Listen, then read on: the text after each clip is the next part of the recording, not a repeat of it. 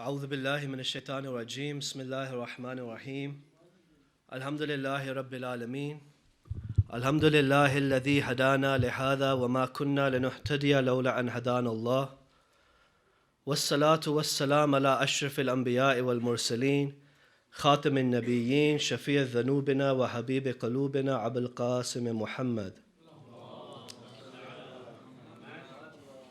والصلاة والسلام على أهل بيت الطيبين الطاهرين الذين أذهب الله عنهم الرجس وطهرهم تطهيرا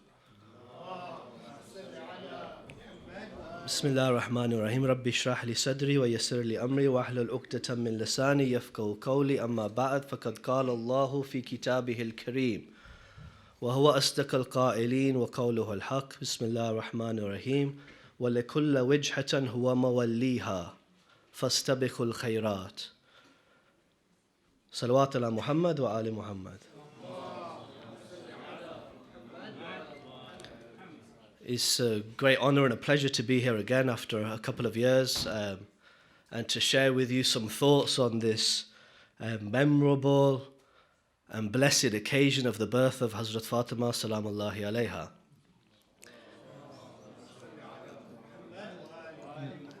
This is that lady like no other lady. The one described by Rasulullah as the bid'ata minni, the one who's described by Rasulullah as being the one who was part of Rasulullah, described by no other than the Prophet of God as being the mother of his father, the one designated as the leader of the women of all of the worlds. But these things we've heard before. And undoubtedly, no matter who mentions the praises of the likes of Hazrat Fatimah, they can't capture the majesty of such personalities. And if you wanted to hear, eulogies of this Lady of Light, there are far more befitting people to speak than the likes of me. But in celebration of personalities such as these, it seems that any attempt to acknowledge their grandeur, to acknowledge their majesty, must seek to identify the continued relevance of their struggles to here and now. Surely any attempt to capture their fada'il must pick up the worth of their struggles, the value of their achievements, to the struggles we face today, to the here and to the now. And this is the approach that I hope to take today, is to look very, very briefly at how Hazrat Fatimah salamullahi alayha, in just some of her words, spoke in such a manner which could reverberate beyond time and place. And I want to look at very briefly just some words from that famous khutbah of hers on the issue of fadak. And it's a sparkling example of how the Ahlul Bayt, salamullahi alayhim ajma'in, could speak to a specific issue at their time, and yet at the very same time be addressing far broader concerns. Concerns which, as I say, speak to us some 1400 years later. Speak to us here and now. Now, before we look at some of these words from this most phenomenal of speeches, what about the lens through which we look at those words? Something about that context that we live in here and now. When we look at the world around us today, whether it's within a Muslim world or beyond a Muslim world, through a Muslim's eyes or a non-Muslim's eyes, we see we're living in an increasingly interconnected set of communities. No matter where we turn, no matter from which angle we see through this, transfer of information, the speed of interconnectivity, the movement of ideas, the proximity of people. It's increasingly interconnected. The distance between continents is like the distance between cities. Since we last met 18 months ago, I'm sure many people here have visited more continents than people have visited the town of Loughborough. Probably nobody has visited the town I've come from in this room, but you've visited half of the world. Okay, the distance between continents is so close. And it's not just movements of peoples, it's movements of ideas. You know, the proximity has become so much so that cosmopolitanism is now the norm, not the exception. And we see this coming together. Yet at the same time, despite this interconnectivity, this global communion, we're seeing an increased polarization and an increased distance. In fact, our differences are becoming global. We live in a globally connected world, yet within our own circles. We've made our differences worldwide. And we see this again and again. We have polarized ourselves and magnified our differences such that they encompass this globe. And undoubtedly within this, phenomenon of, we can see, look, we have technological globalization, but cultural fragmentation.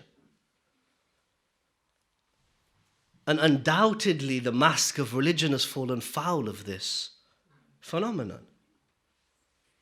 We've taken our differences to such a height that it's so rampant. I don't need to say these things. It's so obvious that this mask of Islam is used to kill Christians. The mask of Christians is used to slaughter Muslims. So-called Shia kills so-called Sunni. So-called Sunni kills so-called Shia. On a global scale. We use mediums like Facebook and Twitter to revolve around our own circles. Now these differences, or differences per se, this is something natural. Despite this tendency that we're seeing and experiencing, difference is something natural. Diversity is part of the divine plan. But when we look at the teachings of the Quran and the heritage of Ahlul Bayt, salamullahi alayhim ajma'een, we see that markers of identity are not necessarily something bad.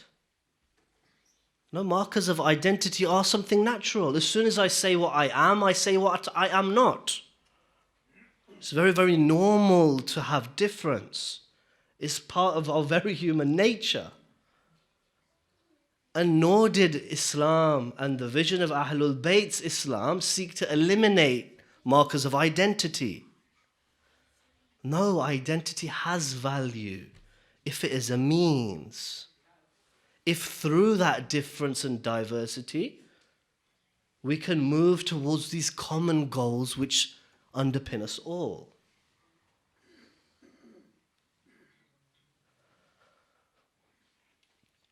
Now, the challenge becomes to see how have our markers of identity assisting us. To what extent are our markers of identity, those things which distinguish us, those flags which I wear to define me, to what extent are they assisting, achieving those common goals of godliness, of goodness? And to what extent are they adding to this polarization and disenchantment of the human race? What value do my labels bring to me? Is the way that I identify myself helping me towards those common goals? Moving me in the direction of God and godliness? Or is it a source for the destruction and spreading of oppression which we see as rampant? Now, before moving to looking at how the voice of Ahlul Bayt recognized these challenges 1400 years ago, We have to see that these challenges which we face today of religion being used, being reduced to an instrument of power and an instrument of identity, not being something new. Look, you don't need to look towards ISIS to see people using religion as a source of power. We can look at men and look at the use of religion as an instrument of power over women.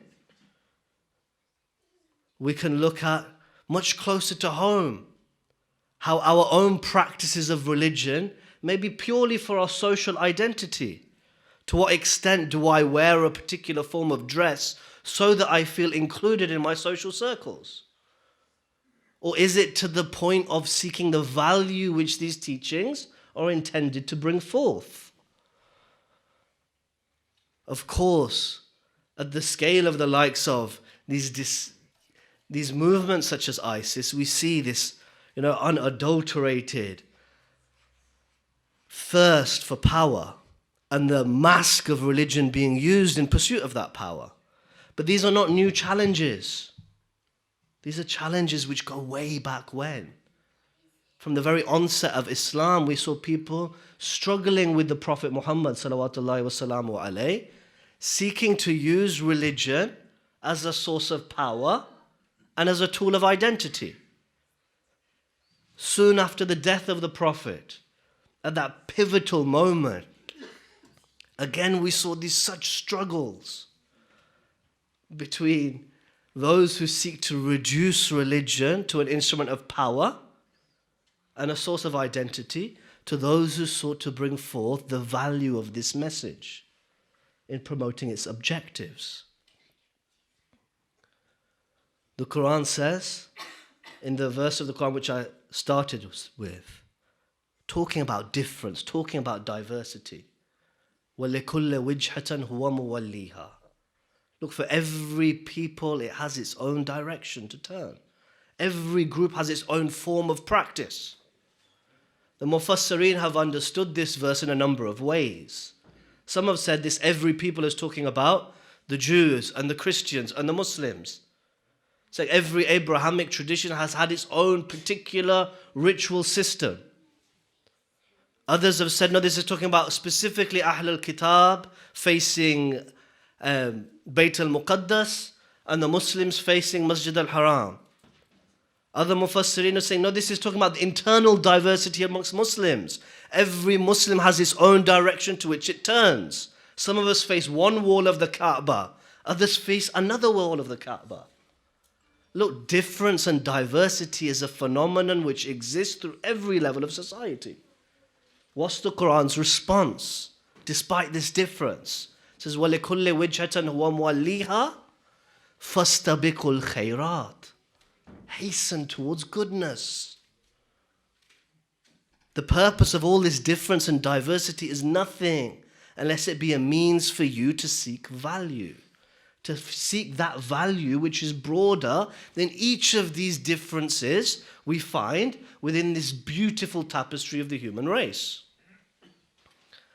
Well, if this is the case, and it's all about seeking goodness, no matter what our particular form of practice is, ultimately, we may be forced to ask ourselves a question. Why follow this particular path? What's the value in this particular Islam? Especially at a time when we see this particular Islam being a source of so much corruption, so much ugliness, and being devoid of its value. It's natural to ask such a question, but it's not a new question. Look, we see that the vision of Ahlul Bayt, salamullahi alayhim ajma'in, their vision of Islam was one from the outset to promote people to think about the value of what they believed and the value of what they did. There was always a movement towards an anti-ritualistic approach to religion, warning people, don't reduce this to an instrument of power, don't reduce this to an instrument of identity. Always seek the value in that which you believe. the value in that which you do. And this is captured so magnificently in this beautiful khutbah of Hazrat Fatimah, salamullahi alayha. Salawat. Look, as I said, this khutbah, which I just want to pick up a few lines from, and then hopefully have a discussion. It demonstrates this ability of the Ahlul Bayt to speak at so many levels. Of course, at the immediate context of this famous khutbah was soon after the death of the Prophet, was a khutbah given in no lesser place in the masjid of the Prophet himself, where Hazrat Fatimah stood and called out for the rights of a piece of land called Fadak, which had been, in her view, misappropriated, which belonged to her, which was a source of economic sustenance for her and her family. Now we know very, very well that there was more than simply a call for a piece of land. And we have heard many times that this was also part of her call and claim to remind the people of the rights of Amir al-Mu'mineen, Ali ibn Abi Talib. Reminding people at a time, this pivotal moment where we see religion being used as a source of power and an instrument of identity, that there's rights that the people have from the Ahlul Bayt. But there's more to the khutbah. And when we look at it in a holistic fashion, we see Hazrat Fatimah, this speech attributed to Hazrat Fatimah, encapsulating a most beautiful vision of Islam. Really a holistic picture of Islam. She speaks about this whole diversity of issues. Reminding the people, don't reduce your religion to a source of power and a source of identity. She starts, of course, with the mention of God, framing a whole discourse within Allah subhanahu wa ta'ala. A woman, this lady of light, who was seeking justice, stood in front of the community of believers. And a person claiming her rights begins with thanking God, praising God, thanking God, even in a situation of the oppressed, framing one's personality and one's whole discourse in hamd and shukr. She moves forth, she gives this holistic picture of the purpose of prophecy, the responsibility of those who would receive this message, her position to Imam Ali, her position towards Rasulullah, the responsibility of the believers, and then moves to her talk, that particular talk of Fadak. And throughout, she was speaking to far greater concerns of asking the people, just like I asked us now, what is the value in your belief? What is the value in your practice? Continuously calling the people in that context to think about those issues which are such a great concern for Muslims today. Now, the couple of passages which I want to pick out from this khutbah, are just a few examples of this holistic vision of Islam, emphasizing the value in belief and the value in practice, calling us to ensure we don't have an empty religion, which has become a mask, purely for identity and power. Now, the first paragraph which I wish to discuss with you guys is the most astounding interpretation of the Shahada that this student of religion is yet to see. It's remarkable. Something we take such for granted as what defines us as a Muslim. So what makes somebody a Muslim? It's simply the declaration of Shahada. This is usually what we say, yes? So what would grant you the rights of being a Muslim? So all you need to do is mention a couple of words. Hazrat Fatimah gives a remarkable interpretation of what this means.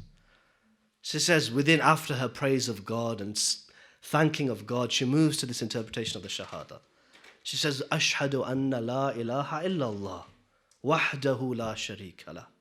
Says, surely I declare There is no God but God, and there is no partner to Him. It says, Kalimatun ja'al al-ikhlasa ta'wilaha. It says this is a statement of belief whose proper interpretation, whose proper application is nothing other than ikhlas.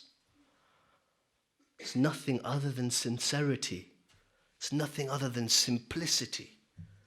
You know, she didn't even say its proper interpretation is ikhlas ilallah. She just said its proper interpretation is ikhlas.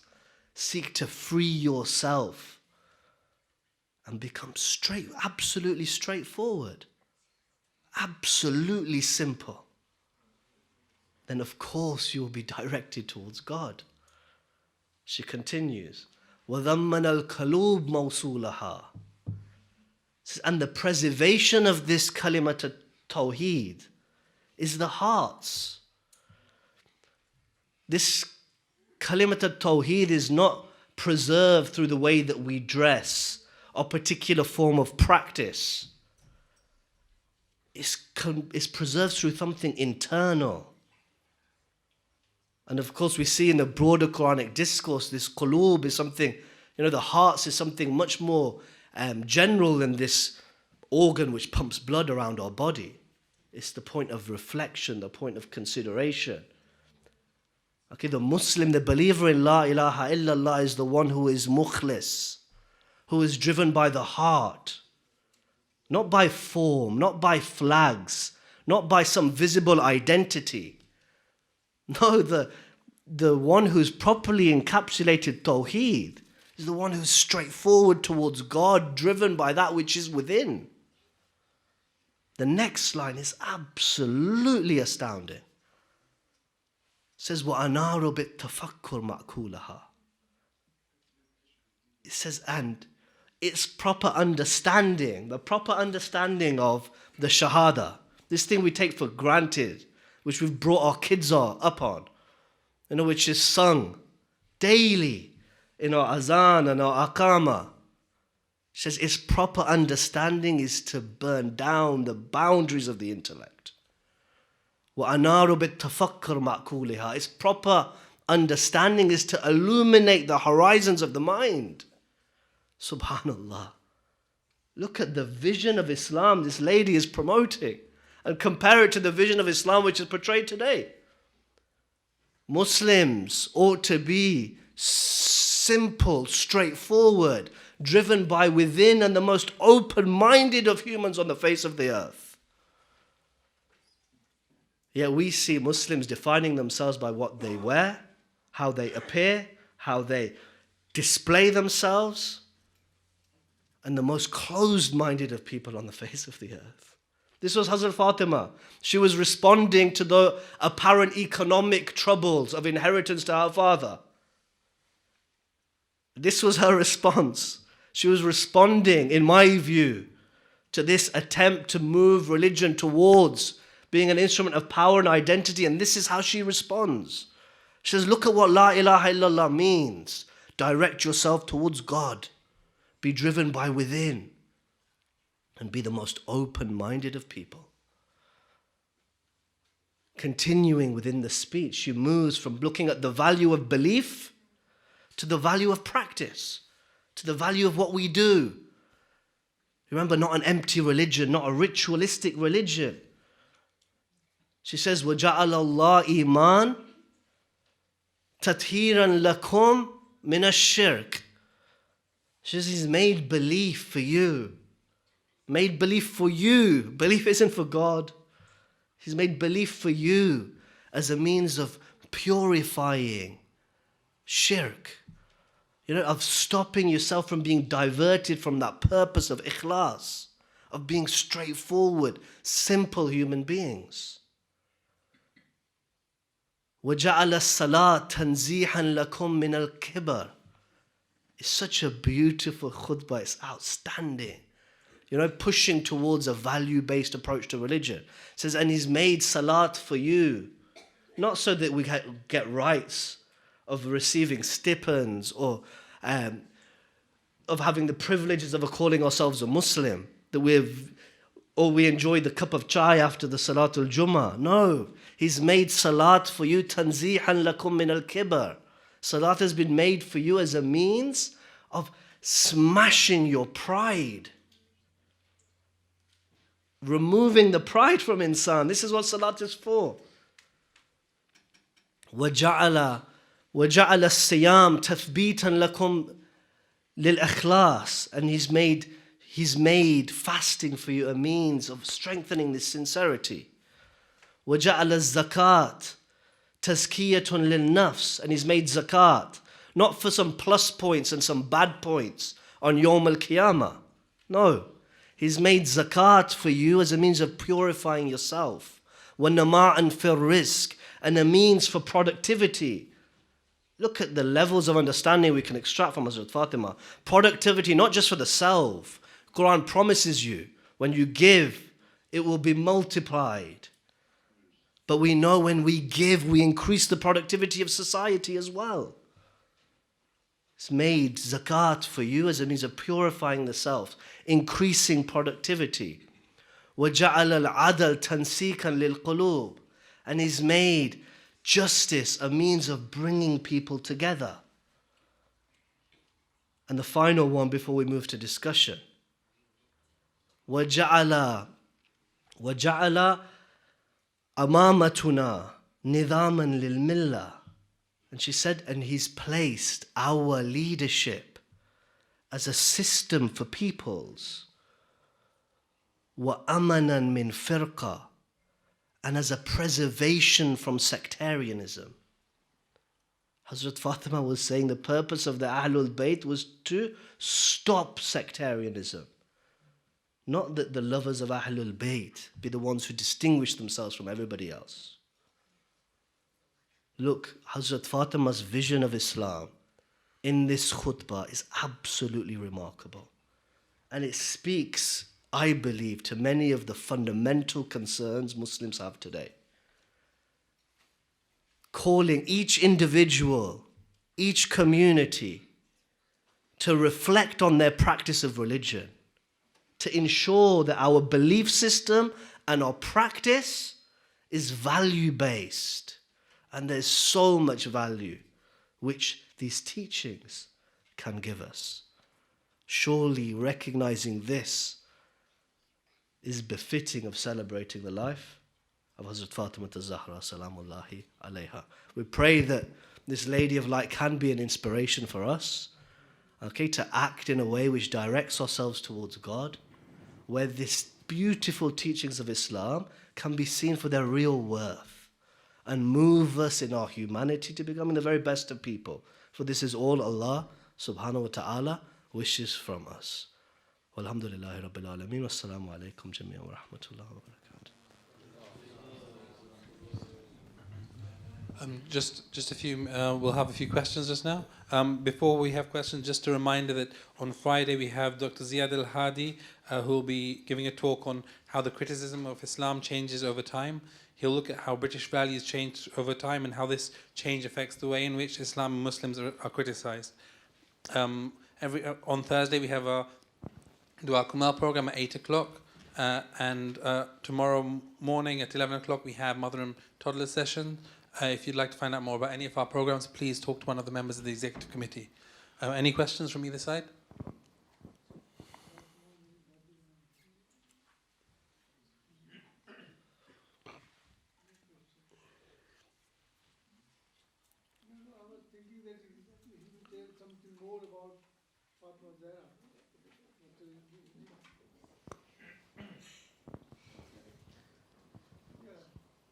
I think that if you want me to elaborate, what I was trying to point towards is that sometimes actually we can't capture the value of these personalities, as personalities.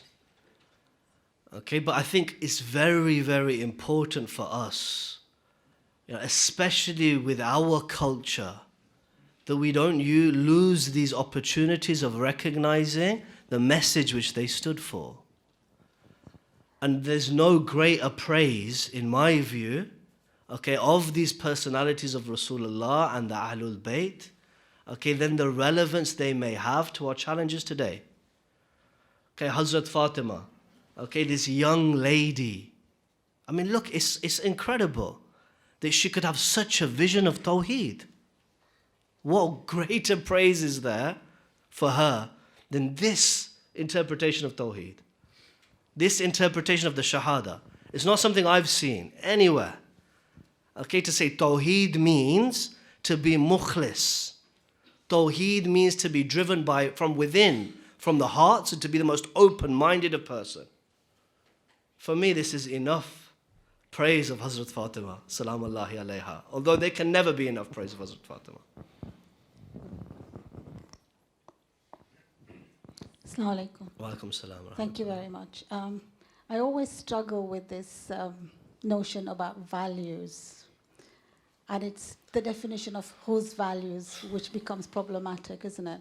So if you look at ISIS and their values, they probably sincerely, hoping it's not true, but they maybe think that their values are open and are correct. So how does that, where do we define these values, and based on whose values do you sort of open your mind to? Because it's a difficult balance that I'm struggling to understand. Sure. I know what you're saying. I totally understand that, Sure. It's to accept, be liberal, and, be accepting of everybody. And as Muslims, we're talking about if you are a Muslim and you then become a non-Muslim or change your faith, we want to hang you and kill you. And then you go to the basic principle, la ikraha fid din. And these inconsistencies, how do you sort of define values and whose values? Yeah, so I think this is part of I think this was part of the problem which Hazrat Fatimah was trying to address.